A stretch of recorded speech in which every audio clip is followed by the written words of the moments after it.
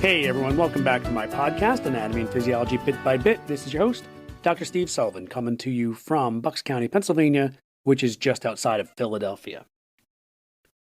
Today's episode is unique. Today we have a guest, and that's all we have. But you are going to listen to one of the most inspiring people I think I've ever spoken to. My guest today is Jason Dennen. And Jason, who I met when we were young, because I was very good friends with his sister in high school, survived a skydiving accident in 2018. Before the skydiving accident, Jason was a high-level endurance athlete running triathlons, including Ironman triathlons. In that skydiving accident, he hit the side of an airplane hangar at about 30 miles per hour, breaking about 20 bones, lacerating several organs, and severely damaging his heart in a way you're going to hear about. Thanks to the healthcare practitioners who helped him, his 3.5-month hospital stay, his own motivation, his family, his friends, and his faith, Jason was able to get himself back to running triathlons within a year of this horrific accident. So today, I want you to join me in this conversation that I had with Jason, where we talk about what led up to his injuries, how they took place, what it took to recover from them, the healthcare practitioners involved, his mindset, his suggestions for how healthcare practitioners address somebody with this extent of injuries, and his faith and the purpose in his life that he found because of this accident. So I hope you continue on and listen to this conversation because it is absolutely remarkable. Jason has a book out about his experience called 8 Days Till Sunrise, which you can get anywhere that you can get books. And I'm going to put a link to his website in my show notes so that you can find out how to get his book. You can see where he'll be speaking or where he might be signing books. So having said that, let's take a listen to my conversation with author of 8 Days Till Sunrise, Jason Dennen. All right, Jason Dennen, thank you so much for joining me. Thanks for having me on today. Appreciate it. Absolutely. So Jason, in the intro, I talked about your book and a little bit about your experience. I read your book and I want to help Jason get his story out. And I think the listeners are going to be really interested in Jason's story because it is amazing and almost unbelievable. So I do have a lot of questions because your book is amazing and I'm amazed at what you went through and how you've come out of it.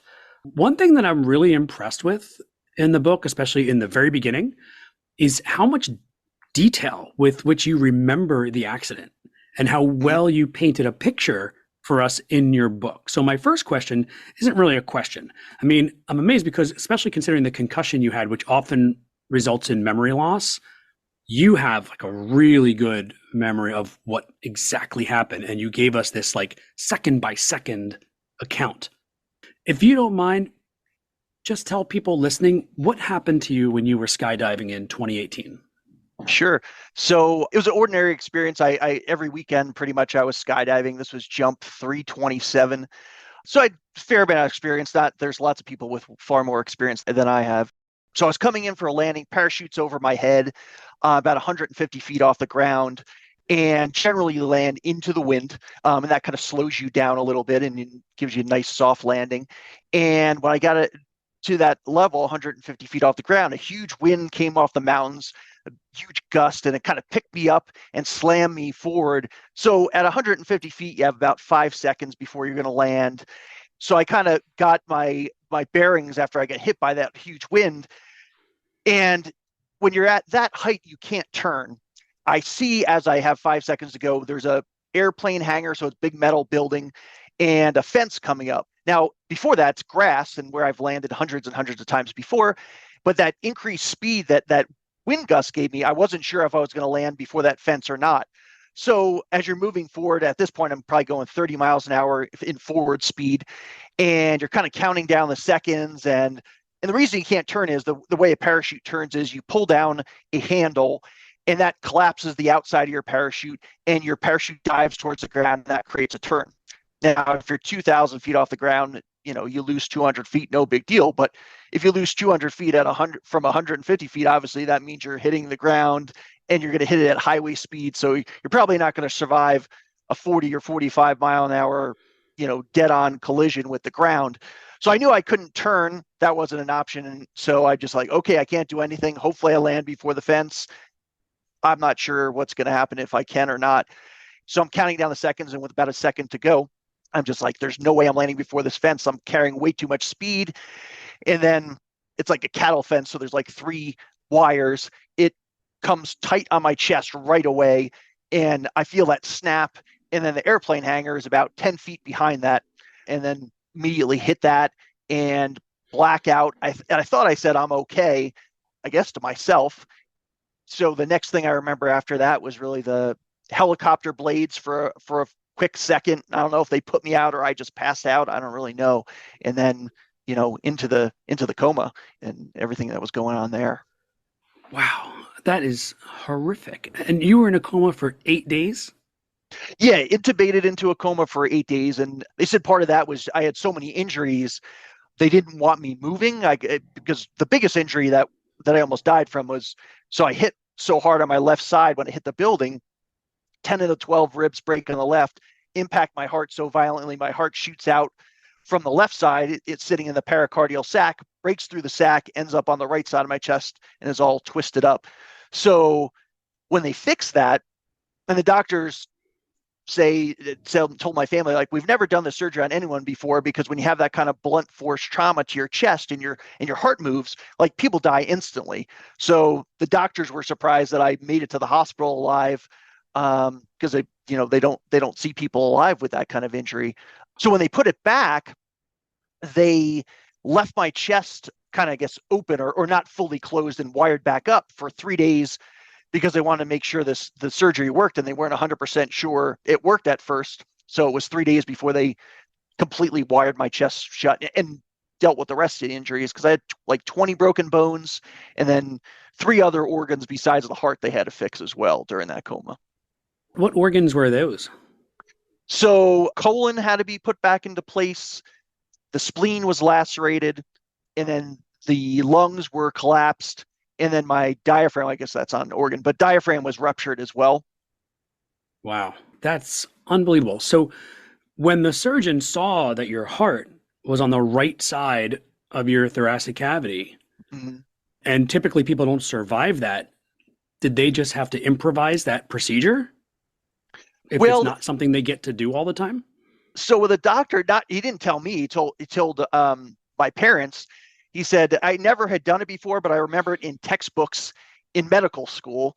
And this doctor was, he's probably mid-40s at the oldest. He's pretty young, but I'd imagine he's been out of medical school for, I don't know, 10 or 15 years at least. So luckily he had great memory, because he remembered how to fix it. So I guess he knew how to do it. He just had no experience doing it, because he's never had to do it before. Well, big shout out to that textbook author. They probably did a pretty good job if the surgeon could figure it out from remembering it from the textbook. That's amazing. So in addition to being a skydiver with 320 plus dives under your belt, you were a pretty high level endurance athlete beforehand as well, right? So what kind of endurance activities did you used to do? Growing up, I was football, baseball, basketball athlete. And then I got out of college and I needed something to do and something goal oriented. And I saw the Hawaii Ironman triathlon on TV when I was a senior in college. I was like, man, I wonder if I could do that. It seems like all these challenges start with a question for me. I'm like, I'm not sure I could do it, so let's see if I can. So I got into triathlon, and I had various stints of doing that. I've done 5 Ironman length races, a bunch of half Ironman races over the years, endurance trail running or ultra trail running. That's anything over a marathon distance. A lot of climbing mountains. So that's not necessarily a race, but endurance oriented, because oftentimes you're traveling for hours before you even get to the mountain. And then you're climbing the mountain. You're using a lot of cardio to get up that. And then sometimes more skill oriented.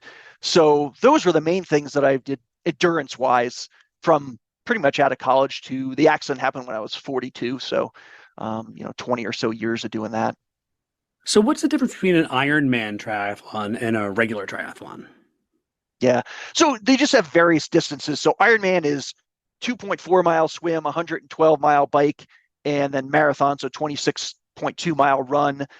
And then they have half Ironman, just means half the distance. And then they have Olympic, which is kind of a quarter of an Ironman approximately. And then they have sprint distance, which is usually maybe 500 yards, 750 yard swim, 12 to 18-mile bike, and then usually a 5K. So you could use those shorter distances to train for Ironman.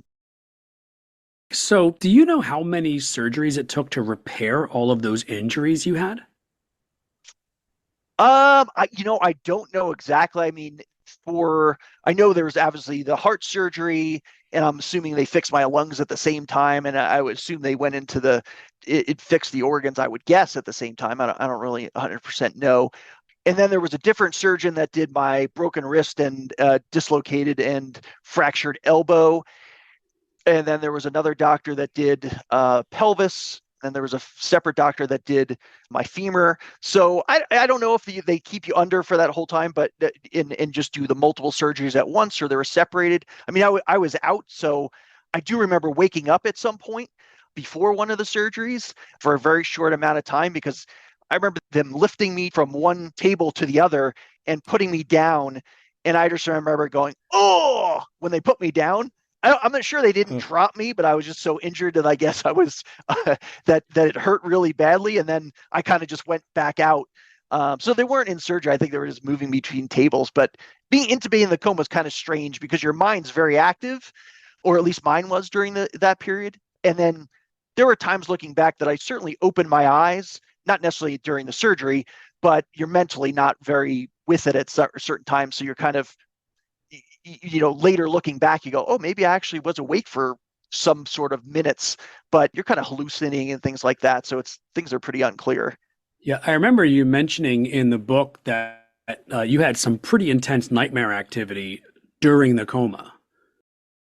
It seemed like the nightmares were you deciding whether or not you're going to keep fighting. Yeah, it was. They were all similar in that people were with me. They're unwilling to help me, and I was in horrible shape. I knew that even in the coma. So yeah, it was kind of a question, an indirect question of, did you want to go on and live through this? Because when I hit that building, I had no idea what was wrong with me because I blacked out. I didn't know, was it a brain injury? Was it a spinal injury that I could never come back from? How much of me was broken? I just knew I was in horrible shape. And life wasn't super happy before that accident. I mean, I had a great life, but I was, working tons of hours and, 12 to 14 hours a day, 6 days a week. Skydiving was really an escape from that because I was just so stressed out. I couldn't sleep through the night. So I was kind of in that situation before that accident happened. So it was like, going as your life was going at that for the last 4 or 5 years, do you still want to live and come through this, or do you want to give up? Because it kind of felt like it was being tempted to give up, and no one was going to know if I gave up. It's like, well, he just succumbed from his injuries. He couldn't take it. But I knew I would give up if I let myself go. So it was an easy out if I wanted it, or it seemed like that. And it was temptation to give up. And as you went through more and more of those nightmares, they became more harsh and more harsh. Because at first, for instance, I remember having a dream where there was two medical professionals where they were just carrying me in their arms, and I had, a sheet around me, and they just kind of put me in a desert, left me, and walked away and said, "Sorry, we can't help you." And when you're in a kind of that nightmare state or coma, when you normally have a dream in ordinary life, you just wake up and you get shake it off. You're like, that was disturbing, but that's not real. When you're in that coma, you don't wake up. So it's just like one after another, and it almost becomes your reality, and you could start buying into that being real. So as I go wrong, it's like just overcoming one. And then after a while, there's like the moment of clarity. You're like, oh, this is just temptation to make me quit. I can just keep fighting forward. I can't allow this to hold me back or let me die. And as it comes further and further, it goes from, someone's not willing to help me to, we're going to kill you. And finally, I just said, I had enough of this. And I kind of yell out for the first time that, if you're going to kill me, you better kill me now. Because if you don't kill me now, there's no chance you're going to kill me later, because I'm coming back from this. I'm coming back strong. And then all the dreams and nightmares go away. And the next thing I remember was opening my eyes to the doctor looking down at me. And he just goes, "You're lucky to be alive." And I said, first thing I said, "Thanks for helping me." And then I kind of reached my hand up and opened it and gave him a little bit of a high five. And he kind of looked at me like, "Oh, it's crazy that," he was like, "High five." I was like, "Yeah, I mean, what else do you do when you're like," I was so happy to be out of that coma that it was like a celebration of life, that it was like, I'm awake. I'm like, I'm not sure what's wrong with me or what this is going to take to come back, but I was so happy to stop being tormented by all those dreams. I never realized how active your mind would be in a coma. And it shows also how important your mind was in your ability to survive and recover. That's really impressive. Before the procedure, you're a triathlete, you're a skydiver, you're living on your own out in Colorado, right? You're Hmm. you're working at a high level job. So you're a pretty independent, self-motivated guy. Hmm. And in chapter 6, you talk about how hard it is to not be able to do things for yourself Hmm. and the guilt of being a burden on the people you love. And I found that to be a really impactful part of the book because I think a lot of people probably feel that way when they need people. And that's a really hard one to deal with. I mean, we all need help sometimes, sometimes more than others. So were you ever to get past that and come to an understanding of how much the people who loved you wanted to help you, even if you felt like the guilt of burdening them? Yeah, I mean, at first I was laying in that bed, and even the medical personnel, and at this point, like I can move my right wrist and above my elbow, and that's kind of about it. So, and they say to me, the nurse is like, you're going to have to let people help you. You can't do all this yourself. You don't have the ability to. Please let us help you. And I was so independent, and I was so self-reliant, and I was always proud of being able to fix my own problems and deal with things myself.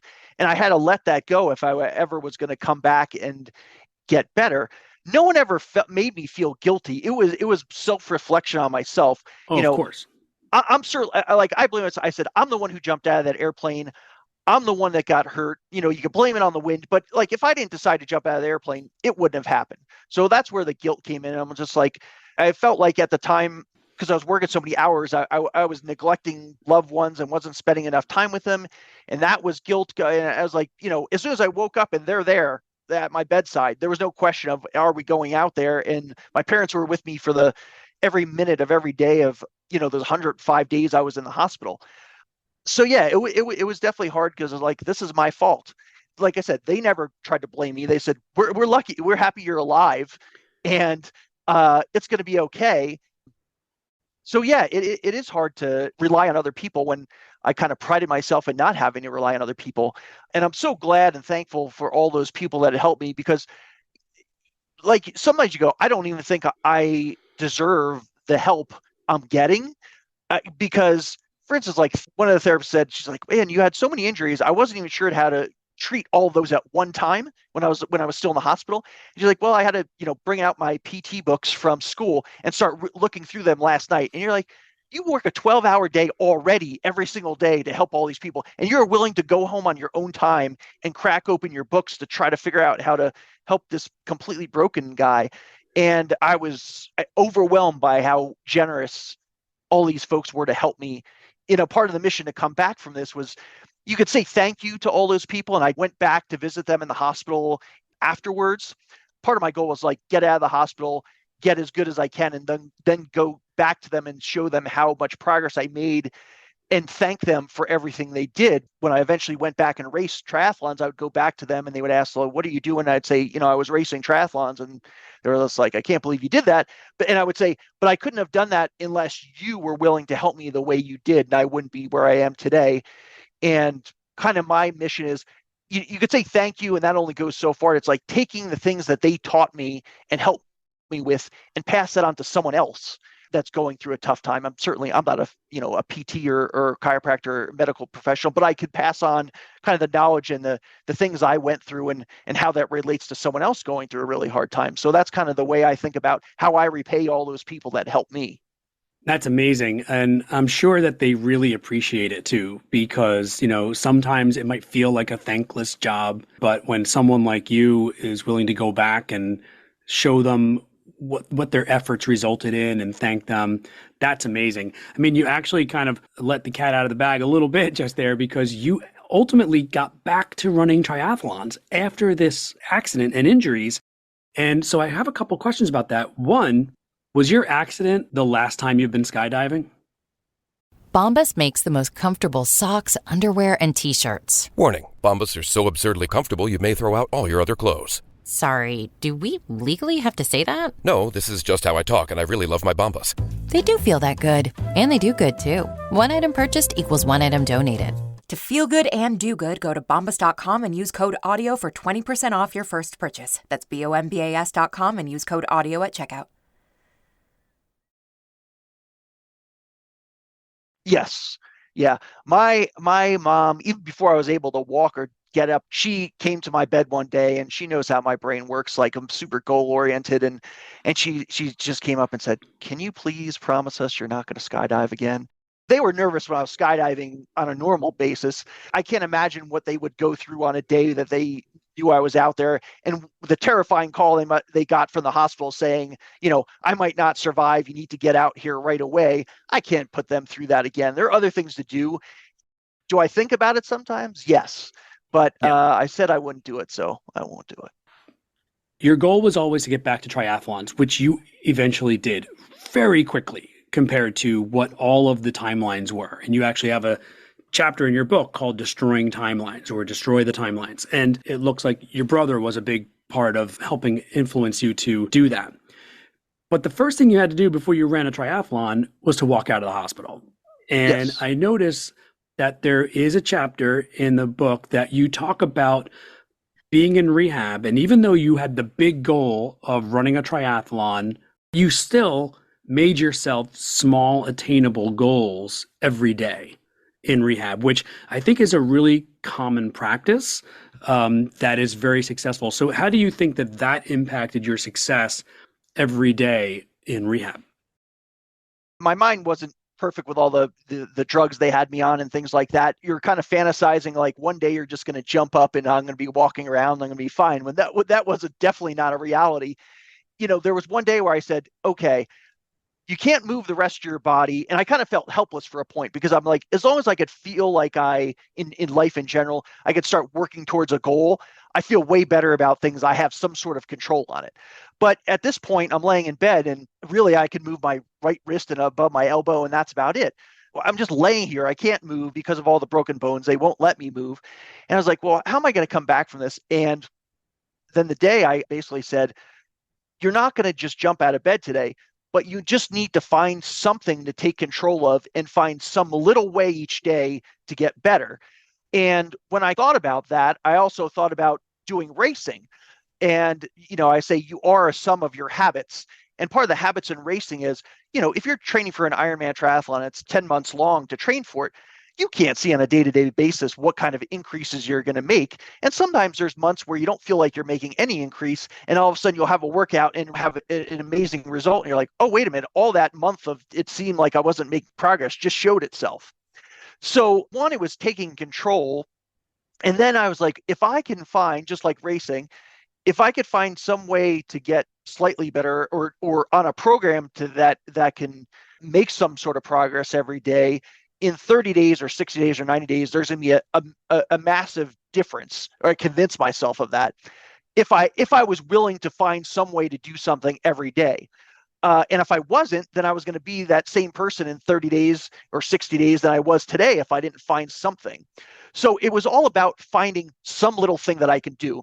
The first huge breakthrough that happened that was kind of tangible was when I opened my own yogurt for the first time, which seems ridiculous and so easy to do that you don't think twice about opening the yogurt. I mean, you might break the tab and make it harder to open, but like I wasn't strong enough to open the top of the yogurt container. And so at this point, they finally taken the casts off my arms. Before that, I would eat yogurt every day because it was just easy to get down and I didn't have a lot of hunger. So I knew I had to eat calories to repair my body. And that was just the easiest way I could get food down my throat. So they come in the day after the cast and they start trying to open it. And I was just like, no, it's time for me to try. I open it. It takes 2 tries to open it, and it was kind of just like it was something I remember because it was like a big change that day. I was like, oh wait, I'm actually making some sort of progress. It's not just in my mind that I think I'm making progress. This is a reality. Because before that, I mean, I would I lost a lot of flexibility in my left shoulder because I had my cast from wrist all the way to shoulder, and so they would move that like an inch or two, and I was on the verge of passing out. It was one of the worst pains I ever went through. But they would give me a foam roller kind of thing. It was really thin, and they would say on your own, because I would say, well, what else could I do on my own?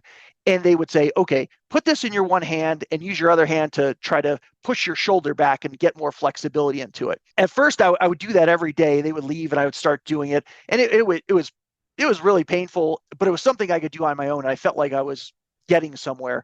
And I remember pushing it. Then the next day, the therapist came in, and I was like, I think I'm really making progress with this. And the therapist looked like I was out of my mind. She was like, are you sure you're making progress? I was like, I swear to you, I'm moving my arm at least a quarter of an inch more than it was before. It was such a small increase. I didn't even think you could measure it. But I knew it was, so I convinced myself that it was progress. Whether it was or not, I couldn't measure it myself. You can't deny I opened the yogurt. That was real. And that's a measurable progress right there. Right, which drives me crazy when there's no measure of it, because people come in and ask you like, well, how are you feeling today? I was like, well, I don't know. If you woke up and you were grumpy because you're in pain, you're going to say you're in a bad mood, but at 3:00 you might be in a good mood, and it might answer it differently. It was like, I'm a measurable person, right? Because that's what racing is. Either you finish or you don't finish. You finish in this time or you don't finish in that time. And it used to drive me crazy when there was like, there's no way to measure what you're going through now. You're just like, oh, okay. So finally I get that with the yogurt. I'm like, all right, now this is something. And that kind of spurred me ahead. And it shows that sometimes, no matter how drastic the injuries, our body still has the capacity to heal and recover. My students and the people taking A&P who listen to this podcast, they know that soft tissues recover from injury, bones recover from injury, and they do it pretty well. One of the downsides of our bodies is that nerves have a difficult time recovering. I know that you said that it was somewhere around 7 months or so that you started training for doing races again. And so how long would you say it took for the bones and soft tissues to heal to a point where you could perform regular activities of daily living? Getting up, feeding yourself, cooking for yourself. And do you have any residual effects from your injuries today, specifically like nerve damage and things like that didn't recover? Yeah. So in terms of doing things for myself, so I was in the hospital for 3.5 months. When I left the hospital, I was able to walk, but I was pretty limited as far as like the endurance of how far I can walk. So at that point, I could get around enough when I got home to cook my own food and do daily tasks. And the way I looked at it as far as rehabilitation, I was like, everything is rehabilitation. So getting up to get a drink for yourself, getting up to cook your food, everything. It's like stand here and watch it cook, because that'll help build me back. For pretty much early on, I mean, it was definitely harder and definitely slower to do everything, and certainly way more of a challenge, to do laundry, to do all these things. But I was like, you find a way to do it, because I always looked at it as this is going to get me better overall, even though this is some little task. My parents, after I left the hospital, they stayed and didn't want to leave, because they would ask me do you want to get a drink? Do you want us to cook your food? I said, no. I was like, every time you help me, it prevents me from getting better. And their heart was obviously in the completely right place. But I knew, I was like, I need to be by myself. I need to be forced to do everything by myself, because that's going to get my progress where it needs to be if I'm forced to do everything by myself.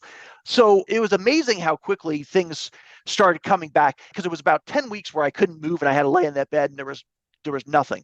Once I started getting into the wheelchair in the rehab hospital, I was, sort of fixated on movement and doing things myself, because I was so happy I could move myself.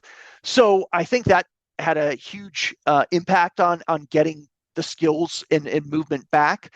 For a long time after I could walk, my flexibility in my hips, my pelvis, because I had broken my pelvis and my femur, everything was extremely tight. And I would do hours and hours of just movement and that's like active stretching and just trying to loosen that up. And that took months and months because even when I started running for the first time, it would take me about 20 minutes of walking with a horrible limp to get to the point whereas I was still limping when I would start to run. But it took a long time just to loosen up those muscles to get them to work anywhere close to how they were supposed to. But long-term residual, nerves, like for instance, the ring finger and my pinky finger on my left hand, they're about 50% of the feeling that the other fingers have. And I think that had to do with nerve damage. And with the elbow, I had heterotopic ossification on my left elbow. Just a little side note here. Heterotropic ossification is when there is bone growing in the soft tissue where bone normally shouldn't be. This is often seen with musculoskeletal trauma, spinal cord injuries, or some other kind of central nervous system injury. So when Jason says heterotropic ossification in his elbow, he means that bone tissue has formed around the soft tissues, and that has been causing a lot of complications. All right, back to Jason. So they had to go in 6 months later and take a chisel and hammer and break it again because my left elbow is completely fixed in place. The bone encapsulated the tendon, and then they ripped 90% through the tendon when they broke the bone, and then they had a braid in a cadaver tendon in my tricep on that side. Overall, I'd say I'm not going to complain because it could be way worse. But my left elbow doesn't work exactly, and tricep doesn't work like the right side does. That didn't fully recover. Certainly, it's way better than it was because one of the things they told me that it was like it's never going to come back to what it was. I kind of don't pay attention when they say that, and I just like, well, I'll find out myself. So I'm just like, I'm going to train it and beat that tricep into submission until it does what I want. So is it perfect? No, but it's way better. I mean, I can't certainly run as fast as I did. I had some issues with running for about a 2-year period. My calves would lock up. It would shut down and wouldn't let me run. I saw some chiropractors. They did some dry needling, things like that. And then that really didn't work. So I just kind of took it on my own and just same kind of methodology. Like, well, if I'm never going to run again, I'm going to do everything I can before I kind of put that away and say I can't do it, to I'm just going to do everything I can possible to try to recover. And I just made up my own program of calf rehabilitation. And I mean, this last weekend I ran for 2.5 hours. Am I slower? Yes. Does it work? Yeah. So, I mean, I'm thankful that I could still go out and climb mountains and do triathlons. Just, it's just adjustments of mentally you're changing. Like I can't go do as fast as I can before, but I can still do it. So I'm extremely lucky with what happened. But I say everything doesn't perfectly work like it did before, but it could be far worse. And I'm super lucky that it is what it is. Yeah, I mean, you're running triathlons again and climbing mountains again, and no one thought you were going to be able to do that. So that's amazing. Before you talked about going back and thanking the doctors and the nurses and all that, so most of my listeners are students taking A&P, and they're on their way to a clinical career, whether it be nursing, occupational therapy, PT, physician assistant, physicians, etc. So from a patient perspective, do you have any advice for future and current healthcare practitioners in the way they interact with the patient? Yeah, words are really powerful, and you might not realize how deep they can cut in some circumstances or how someone's going to react to it. Because I could tell you that, for instance, for running, they said, you're probably never going to run again. Now, when that doctor said it to me, now great surgeon, fixed me, and I can't complain. He did an awesome job, and I wouldn't be able to do what I do today without it. But him saying that, he didn't realize months before I made up my mind that I was going to do a triathlon. Because it was before I could even walk that I was deciding that I was going to do. I never shared it with him. I didn't share it with anyone. So when he said that, now, if I was under a different mindset, that might have destroyed me because I'm like I'm building up everything to do this triathlon. But really, it motivated me. I said, I'm going to show this guy what's going to happen. I don't care what he says. I'm going to run again. So depending on what you say, it affected me in a really positive way, but it could have destroyed someone else if they had, a different mindset. I guess I like to take negative predictions and turn them around. Another thing is I think it is important is different people, if it was, let's say, physical therapy or whatever practice you're in, the patient, I think, comes in a different mindset of what's possible and what their responsibility is. Because I spent 7 or 8 months in outpatient rehab, and they had tables close together. So I used to pay attention, because sometimes you're just laying on the table and someone's working on you, and you kind of just hear other people talking to their therapist and things like that. So you see different people's mindsets in whatever their injury is. And some people would come in and they would think, hey, I come in here 2 days a week for an hour and you should fix me. And it's like, no, the therapist is a part of a huge puzzle to enable you to get better, but you can't just go home and do nothing. Like, that's not, and I think some people have that mindset, and maybe they don't come from a background of training. You might have one patient that's like, my goal is to come back and do a marathon, and then there's somebody else's goal might be, I want to just be able to walk up the stairs of my house.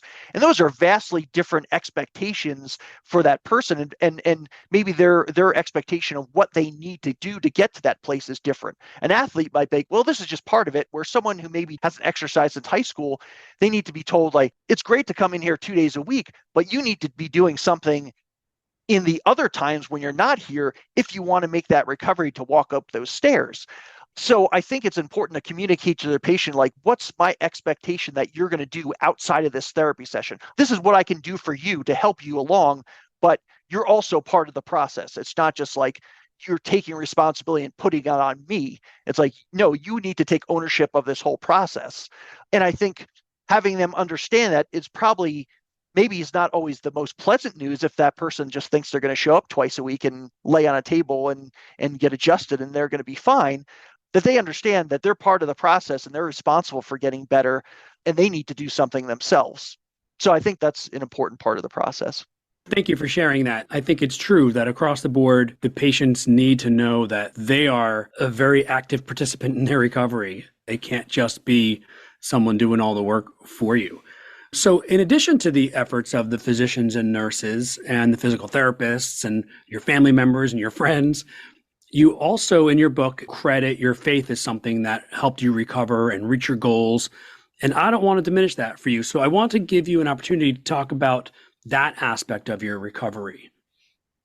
Oh, absolutely. So I grew up in the church. All of those things, all those, that you learn along the way, all those habits, all those, building your faith, scriptures from the Bible, and I'm a Christian, that those things, if you build a strong foundation, it's going to be there for you when you go through that storm or that tough time in your life. And that's what you can really rely upon. And without that, I don't think I would have lived through the coma. The accident was a miracle. And it's not a miracle because I think it's a miracle, because I only have it to compare against what I went through. It's when the doctors come in and say, I can't believe you're alive. There's no way you should be here today. You realize how long the odds were that I would be here today or made it through that accident. So when I was in the coma, there was kind of a moment of calm that said, this is just temptation, and you just need to work through the temptation to get through. And these things, these trials or hard times we live through are just here to test our faith and develop our perseverance. So all those things from the Bible, it's like when I was confused on what to do and I was on way too much medication to realize what I was doing, it took me months and months to realize why I did things a certain way when I couldn't possibly think straight to do them. And it was relying on that foundation of faith and going through that got me back to where I was. And if I didn't have that, like I said, I don't think I would have lived through it or made it through there. It was comforting. It was strength. It was, an amazing part of the journey. It was like I was training my entire life unknowingly for this one difficult thing to go through.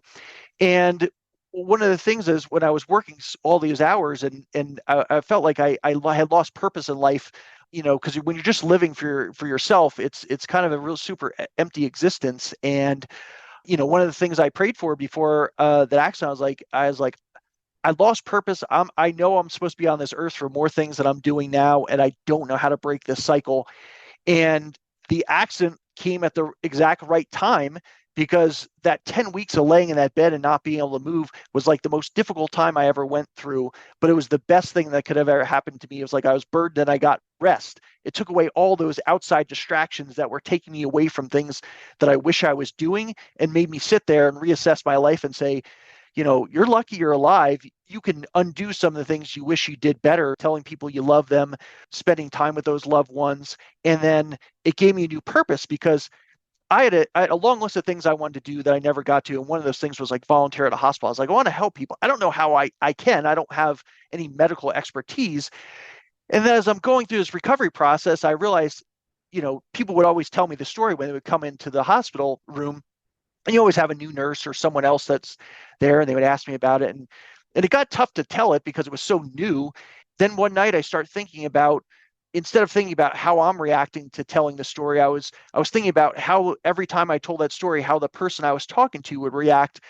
And I would pour my heart out of what I'm going through and the doubts I was having. And then they would start talking about things that they were going through in their own life and the difficulties.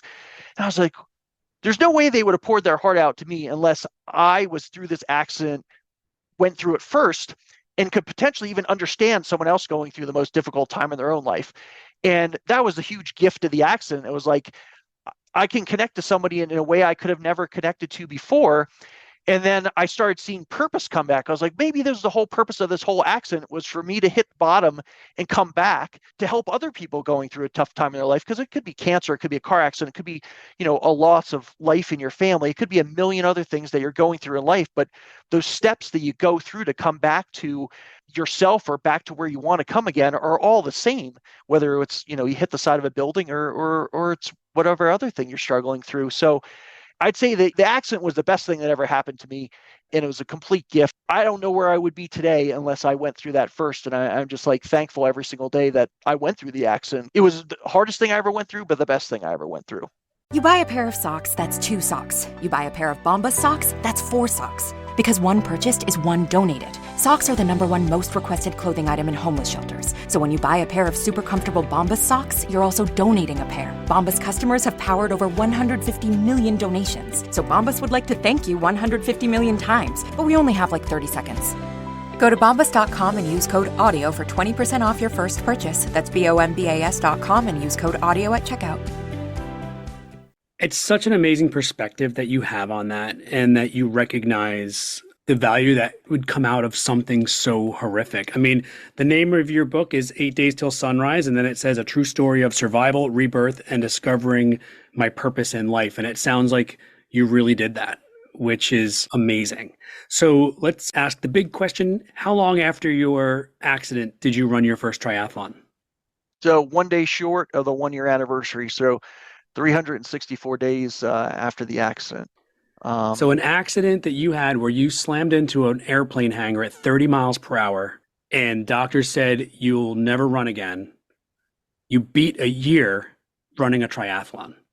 I'm super goal oriented, and it was to me, it was like being as normal as I could after the accident. Laying in that bed and not being able to do the things that I'm usually accustomed to. Anything I could do to feel sort of more normal was what I wanted to do. I mean, after I got home from the hospital, one of the things I was like, I don't think I was like, this is a terrible idea if I ride my bike outside in this shape when I can't even bend my arm.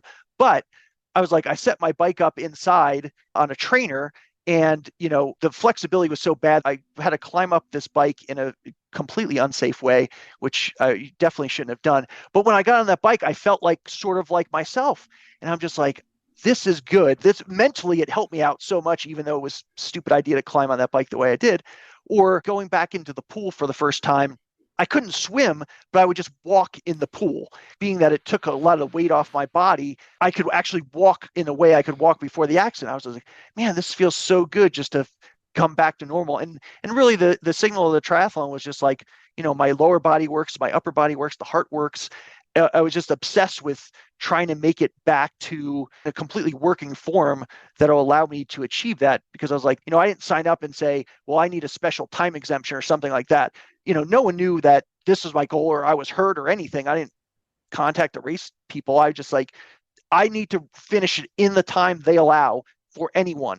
I'm just a regular guy in this race. And that was part of the motivation to kind of, am I back to normal enough myself to finish the race? So that was a huge driving force, and certainly got me out on days when, it was snowing and I would see there would be no one else on a trail, and I would be on my crutches walking, And seeing no one else on the trail, in my mind, I'm like, I'm in the right place. If no one else is willing to be out here except me, I'm like, this is what I need to do to get better. I think having that driving force or goal was huge to the recovery, because it was black and white. Either you make it or you don't make it. And every day I would get out, and it was just like, that's the driving force to, no matter how bad I felt, so what? Get out. You have a race to coming up, so figure it out. And in addition to running races, you're also going around doing some public speaking, maybe some motivational speaking, and talking to people about your experience. So where does that take you?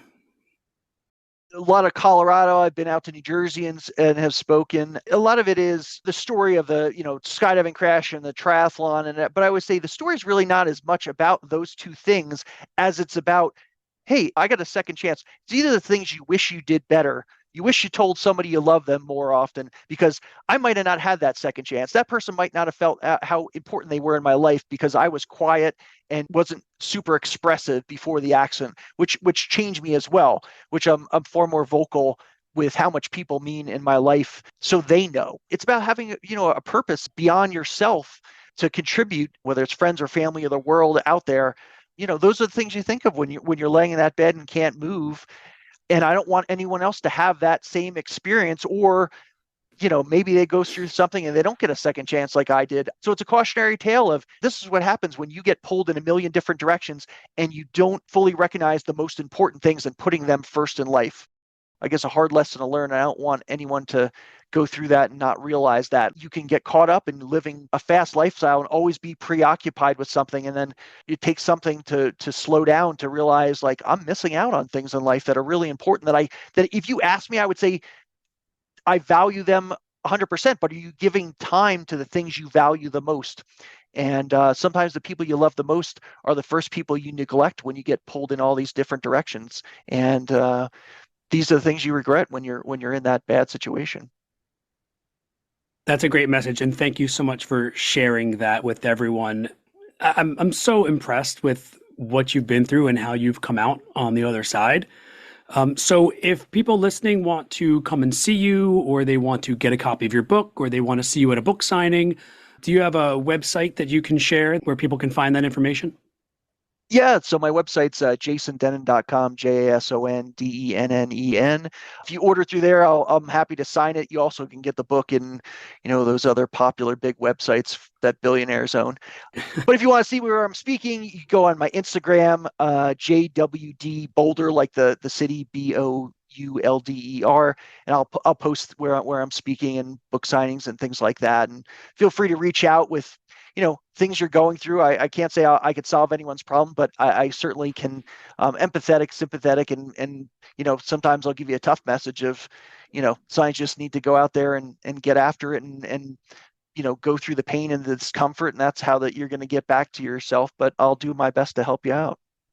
Great. And I'll put that information in the show notes for anyone who wants to just click on those links. Jason, I cannot thank you enough for spending all this time and sharing your story with everyone.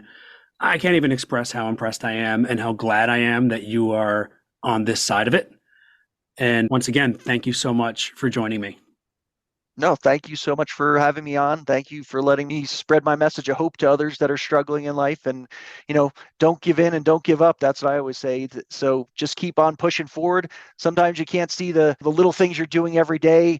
If you don't do them, you're never going to get to your goal. So keep on pushing, and you'll never find out where you can get in life unless you're willing to push 100%. And you might run into failure, but you'll never find success unless you push through it.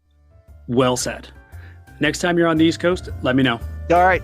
I definitely will. Thanks, Jason. Okay, so how amazing is that story? Surviving a skydiving accident that horrific, and not only surviving, but coming back to run triathlons is unbelievable. I really want to thank you for listening to that conversation. It is probably about the highlight of this podcast for me. Don't forget that you can get Jason's book, 8 Days Till Sunrise, at jasondennen.com, JASONDENNEN.com, and I will put that link on the show notes. You can also take a look and see where Jason might be. Maybe he'll be in your area and you can go listen to him speak or get a book signed.